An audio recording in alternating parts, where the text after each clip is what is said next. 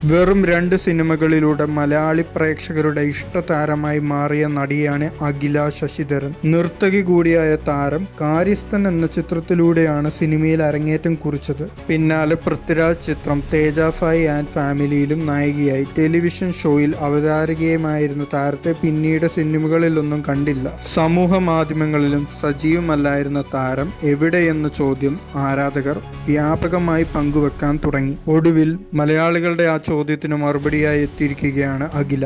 മറ്റു കലാപരമായ കാര്യങ്ങളിൽ സജീവമായിരുന്നതിനാലാണ് സിനിമയിൽ കാണാതിരുന്നതെന്ന് ഒരു യൂട്യൂബ് ചാനലിന് നൽകിയ അഭിമുഖത്തിൽ അഖില പറയുന്നത്. എവിടെയായിരുന്നു എന്ന് ചോദിച്ചാൽ ഇവിടെയൊക്കെ തന്നെ ഉണ്ടായിരുന്നു. കലാപരമായ കാര്യങ്ങളുമായി മുന്നോട്ട് പോവുകയായിരുന്നു.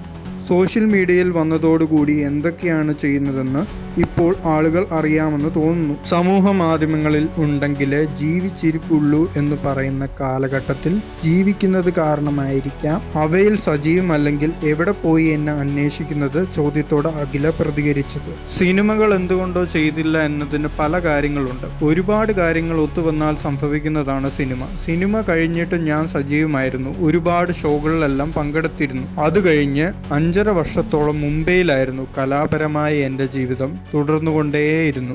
അടിസ്ഥാനപരമായി ഭരതനാട്യം നർത്തകിയായിരുന്നിട്ടും കൂടി കഥക് അഭ്യസിച്ചു. അത് പെർഫോം ചെയ്യാൻ തുടങ്ങി. ഒരുപാട് പെർഫോം ചെയ്തു. അവർ കൂട്ടിച്ചേർത്തു.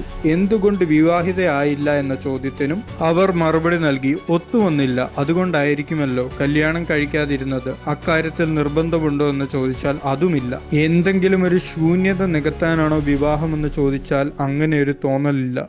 ജീവിതത്തിൽ എന്തെങ്കിലും കൂടുതലായി ചേർക്കുകയോ അർത്ഥം കൊണ്ടുവരികയോ ആണെങ്കിൽ അത് പരിഗണിക്കും, അഖില പറഞ്ഞു.